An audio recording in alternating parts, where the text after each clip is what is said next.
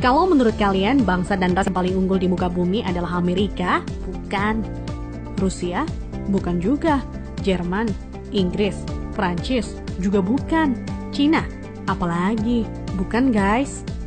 Menurut ahli DNA dari Oxford University, Stephen Oppenheimer, pada acara bedah bukunya berjudul Eden in the East, Surga di Timur, bahwa induk peradaban manusia modern bukan berasal dari Mesir, bukan dari Mediterania, dan tidak juga dari Mesopotamia, bukan pula dari Barat apalagi Cina, tetapi peradaban manusia modern justru dari Indonesia. Iya guys, bangsa ini merupakan pewaris tunggal kejayaan bangsa-bangsa besar di masa lalu. Dan agaknya, Profesor Arício Santos dari Brasil pun selaras dengan teori Oppenheimer. Dalam buku Atlantis The Lost Continent Finally Found, ia menyatakan bahwa titik Atlantis itu ada di Sundaland. Jadi guys, kita tidak pantas bersikap kerdil dengan memelihara sindrom inferior akut alias rasa minder terhadap bangsa luar. Kenapa? Karena nenek moyang kita dulu adalah bangsa yang unggul. Nenek moyang bangsa-bangsa. Jelas ya guys? Lantas, kenapa ada sejarawan menyebut bahwa nenek moyang kita itu tidak beradab, bodoh, penyembah berhala? Itu faktor penjajahan atau kolonisasi guys. Yakni pembodohan, pengaburan, dan pembengkokan sejarah oleh kaum penjajah. Menurut Juri Lina dalam buku Architect of Deception, Secret of Freemasonry, ada 3 cara melemahkan dan menjajah suatu negeri. Pertama, kaburkan sejarahnya. Kedua, hancurkan bukti-bukti sejarah bangsa itu hingga tidak bisa lagi diteliti dan dibuktikan kebenarannya. 3, putuskan hubungan mereka dengan para leluhur dengan mengatakan bahwa leluhur itu bodoh dan primitif.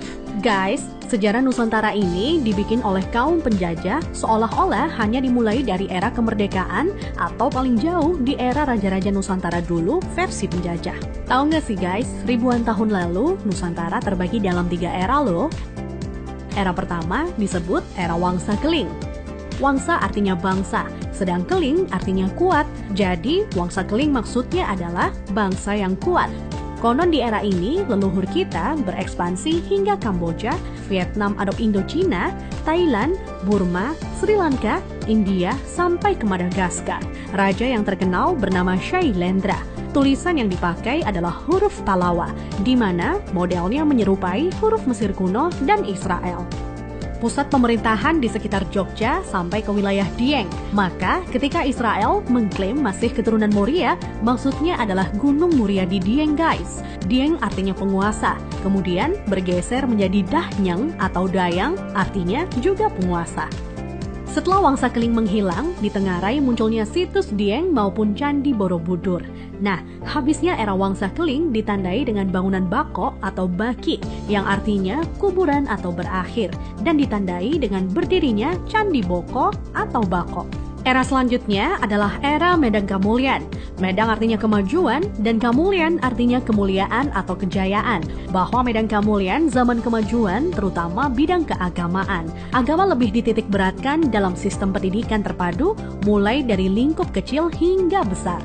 Rajanya yang terkenal adalah Ratu Boko. Di era itu merupakan cikal bakal munculnya huruf Sangsekerta yang dikenal oleh Aji Saka. Aji artinya sesuatu yang dihormati, dan Saka artinya penyangga, caga, atau tiang. Nah, tiang jika bergeser ke Cina menjadi Tian atau Tuhan. Jadi guys, Aji Saka artinya sesuatu yang dihormati karena Tuhannya, atau segala sesuatu yang mengacu pada Tuhan yang sangat dihormati. Kemudian huruf-huruf tadi akhirnya menjadi bahasa Sangsekerta. Jadi guys, Sangsekerta itu asli berasal dari bumi Nusantara atau Indonesia, bukan dari India.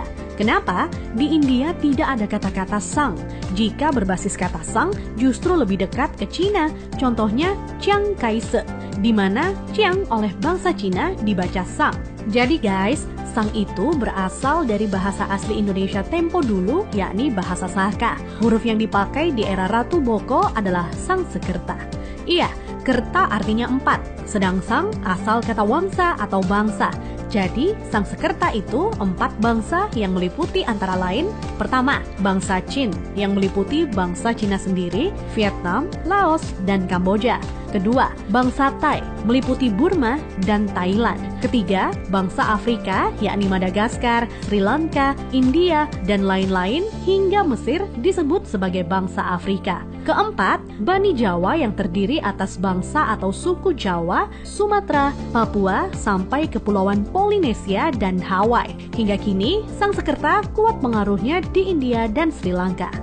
Dari keempat bangsa tersebut, penguasa yang terkenal ialah Ratu Boko. Jika keempat unsur bangsa itu digabungkan, maka timbul istilah Nuswantara atau Nusantara.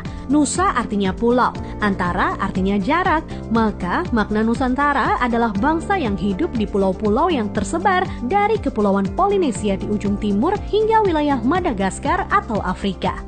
Selanjutnya dari era Medan Kamulyan berganti ke era Kahuripan. Kahuripan artinya kehidupan. Raja yang terkenal adalah Hayam Wuruk atau Brawijaya III yang terkenal dengan sebutan Jumadil Kubro sebagaimana makamnya di Troloyo, Trowulan, Mojokerto. Maksud kata Jumadil adalah Jum'ah atau Jumat yang artinya berkumpul atau bersatu dan Kubro artinya besar. Jadi Jumadil Kubro maknanya adalah berkumpulnya sesuatu yang besar atau istilah Sangsekerta disebut Sumpah Palapa. Melalui Sumpah Palapa, Hayam Wuruk berhasrat membangun kembali Nusantara sebagaimana dulu pernah gemilang di era Medan Kamulyan. Ia ingin menyatukan Nusantara yang telah tercerai-berai menjadi beberapa kerajaan atau wilayah kecil-kecil. Dan patih yang melegenda adalah Gajah Mada.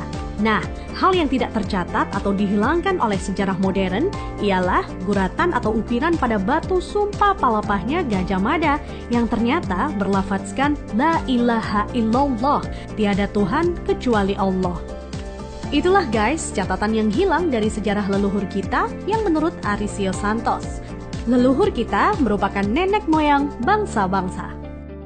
Thanks to watching.